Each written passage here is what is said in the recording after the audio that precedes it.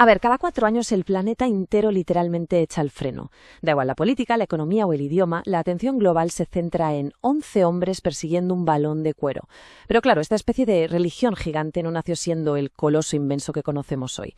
En este recorrido vamos a explorar cómo una idea que sonaba auténtica locura en París acabó transformándose en el mayor espectáculo de la humanidad. Bueno, vamos a meternos de lleno en esto. Aquí tenéis nuestra hoja de ruta para este viaje de casi 100 años. Primero, los pioneros y la guerra. Segundo, tragedias y el rey Pelé. Tercero, fútbol total y Dios Maradona. Cuarto, globalización y dominio europeo. Y para terminar, Qatar y el futuro gigante. Arrancamos con nuestro primer capítulo, los pioneros y la sombra de la guerra. Imaginad el romanticismo de 1930, 13 selecciones cruzando el Atlántico en barco nada menos, para que Uruguay se coronara como el primer rey. Luego el torneo viaja a Europa y bueno, la política entra en el campo. Italia gana en el 34 y en el 38 bajo el mando de Vittorio Pozzo con un pragmatismo tremendo, en una época en la que Mussolini utilizó el torneo del 34 como pura propaganda. Pero todo este impulso inicial se frenó en seco. Con el estallido de la Segunda Guerra Mundial, las ediciones del 42 y del 46 se tuvieron que cancelar. El balón, literalmente, dejó de rodar. Y durante esa inmensa y trágica pausa global, surge una historia increíble. Resulta que el mismísimo trofeo Jules Rimet sobrevivió a la guerra escondido en una simple caja de zapatos, literalmente debajo de la cama del vicepresidente italiano de la FIFA. Es un detalle tan humano, ¿verdad? Contrasta muchísimo con la destrucción que había en el mundo. Era como guardar en secreto la esperanza de que algún día el torneo volvería. Y vaya si volvió. Pasamos al capítulo 2, tragedias y el rey Pelé. El fútbol revive por fin en 1950, en Brasil. Y quiero que os quedéis con este número, 200.000 personas. Se dice pronto, pero esa es la cantidad monumental de espectadores que abarrotaron el mítico Maracaná. A Brasil le valía con un simple empate para ser campeón, y todo el estadio lo estaba celebrando por adelantado. Pero la historia tenía otros planes. Alcides Giglia marcó el 2-1 para Uruguay y sumió a Río de Janeiro en el silencio más sepulcral que se recuerda en la historia del deporte, el famosísimo Maracanazo. 4 años después, el fútbol nos vuelve a dejar con la boca abierta. En 1954 vivimos el milagro de Berna. Alemania Federal le gana 3-2 a una Hungría que, sinceramente, parecía absoluta e invenciblemente perfecta. Fue la demostración brillante de que aquí no hay gigantes indestructibles. Y de la sorpresa absoluta pasamos a la magia pura. Nace el Joga Bonito. En Suecia 58, de repente irrumpe en escena un chaval de apenas 17 años llamado Pelé. Una locura. Este chico marca un antes y un después, llevando a Brasil a un nivel táctico y de talento natural inigualable. Ganaron en el 58, repitieron en el 62 y arrasaron en el 70 con un equipo de leyenda, quedándose la Copa Jules Rimet en propiedad para siempre. Vamos al capítulo 3. Fútbol total y Dios Maradona. Esta época trajo unas revoluciones en la pizarra formidables. En 1974, los Países Bajos y la mente brillante de Johan Cruyff se inventan el fútbol total. Era un sistema alucinante donde todos atacaban y defendían con una fluidez milimétrica, la famosa naranja mecánica. Eso sí, al final, la implacable efectividad alemana de Franz Beckenbauer logró pararlos en seco en la gran final. 4 años después, el mapa cambia hacia Sudamérica. En 1978, Mario Kempes guía a Argentina hacia su primera estrella, celebrándolo bajo una mítica lluvia de confeti en Buenos Aires. Un exitazo deportivo que, hay que decirlo, ocurrió bajo una atmósfera geopolítica súper tensa, en plena dictadura militar en el país anfitrión.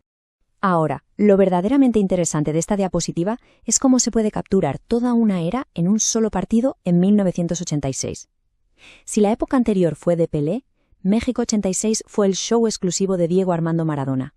En aquel partido de cuartos contra Inglaterra, cargadísimo de tensión política, Maradona nos dejó 2 momentos eternos en cuestión de minutos.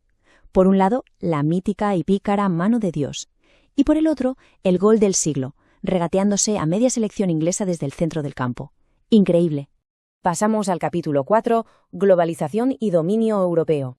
A partir de los 90, el fútbol rompe sus moldes y se transforma en un negocio global gigante. Y el Mundial de Estados Unidos 94 ilustra a la perfección el contraste entre el megaespectáculo y la fragilidad humana. Todo aquel color y los estadios inmensos se resumen en esta imagen desgarradora. Roberto Baggio, completamente destrozado, mirando al césped tras fallar el penalti decisivo que le daba a Brasil su ansiado tetracampeonato. Y la montaña rusa emocional no para. En el 98, Francia alcanza la gloria en casa, con 2 cabezazos de Zidane, liderando a un equipo multicultural frente a un Brasil debilitado por los misteriosos problemas de salud de Ronaldo. Pero ojo, que el deporte siempre da revancha. En 2002, el torneo se va a Asia por primera vez, a Corea y Japón. Y allí, el fenómeno Ronaldo encuentra su redención absoluta marcando un doblete en la final para darle el pentacampeonato a Brasil. A partir de ese momento, Europa echó el candado al trofeo. Repasemos rápido este dominio aplastante. Italia campeona en 2006, marcada por aquel último cabezazo de Zidane. España en 2010, con el inolvidable tiki-taka y el gol agónico de Iniesta. La apisonadora alemana en 2014, dejándonos aquel devastador 7-1 contra Brasil. Y Francia en 2018, coronándose con la explosiva juventud de Kylian Mbappé. Ante esta tremenda hegemonía europea, el mundo del fútbol aguantaba la respiración. Toda la tensión se concentraba en una sola pregunta. ¿Lograría el mayor genio contemporáneo del deporte, Leo Messi, encontrar la última pieza del rompecabezas antes de retirarse? Llegamos a nuestro capítulo final, Qatar y el futuro gigante. El primer mundial en suelo árabe nos tenía guardado el guión más dramático jamás escrito. Un choque de titanes. Por un lado, el destino tan esperado por Messi, y por el otro, Mbappé forzando una remontada épica durante 120 minutos de pura taquicardia. Un 3-3 espectacular que acabó en los penaltis. Y ahí, por fin, la historia les sonrió a Argentina, dándoles su tercera estrella en la que muchísimos coinciden en llamar la mejor final de todos los tiempos. Y esto ilustra de manera brillante la magnitud de nuestro viaje. Fijaos en el contraste.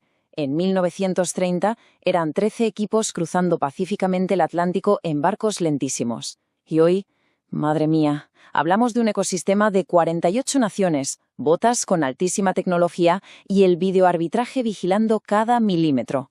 La maquinaria ha evolucionado a una escala gigantesca. Pero ¿sabéis qué?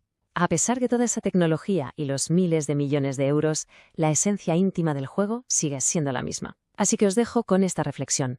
Si el fútbol es verdaderamente el espejo de la humanidad, ¿qué nos va a enseñar el próximo siglo de este precioso juego sobre nuestra propia evolución como sociedad global? Una incógnita apasionante que sin duda nos seguirá uniendo frente a la pantalla cada 4 años.